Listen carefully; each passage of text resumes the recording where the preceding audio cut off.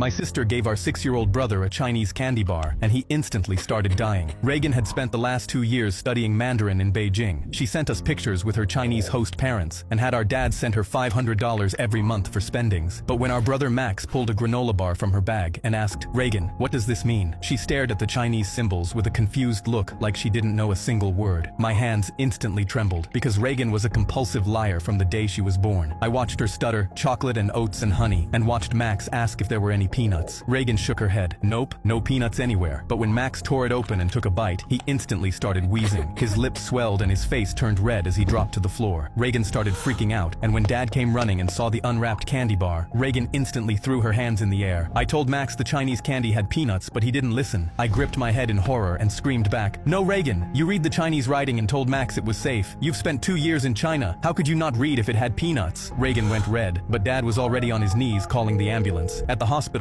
Dad gripped Max's hand while I stood over Reagan in the corner. "Why didn't you tell Max the candy had peanuts?" That's when she broke down and started crying. "I never went to Beijing. I spent the last 2 years in Bulgaria with my sugar daddy. I told Max there were no peanuts, so you'd think I learned Chinese and never know where I really was." I gripped my head as I realized she'd risked our brother's life to keep up her lie. Suddenly, Dad's phone dinged. A $25,000 wire transfer from Bulgaria. Reagan looked up through tears. "My sugar daddy says sorry."